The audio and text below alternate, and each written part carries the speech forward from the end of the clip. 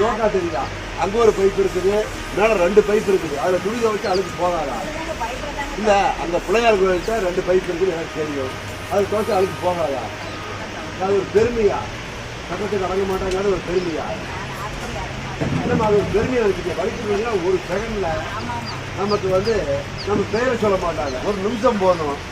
பெருக்கெடுத்து ஓடும் வெள்ளம். அலட்சியமாக துணி துவைத்துக் கொண்டிருந்த பெண்ணை எச்சரித்து அனுப்பிய வட்டாட்சியர். மேட்டூர் அணை தனது முழு கொள்ளளவை எட்டியதை அடுத்து கர்நாடக மாநிலம் கபினி அணை மற்றும் கிருஷ்ணராஜசாகர் அணை உள்ளிட்ட அணைகளில் இருந்து வெளியேற்றப்படும் உபரி நீர் காவிரி ஆற்றில் திறந்து விடப்பட கடந்த 5 தினங்களுக்கு முன்பு நாமக்கல் மாவட்டம் குமாரபாளையம் மற்றும் ஈரோடு மாவட்டம் பவானி ஆகிய 2 ஆற்று படுகைகளில் இருகரை தொட்டு காவேரியில் வெள்ளம் கரை புரண்டு ஓடியது. வெள்ளப்பெருக்கின் காரணமாக குமாரபாளையம் பகுதியில் கரையோர மக்களுக்கு எச்சரிக்கை விடுக்கப்பட்டிருந்ததோடு பாதுகாப்பான பகுதிகளுக்கும் அவர்கள் அழைத்து செல்லப்பட்டு தங்க வைக்கப்பட்டனர்.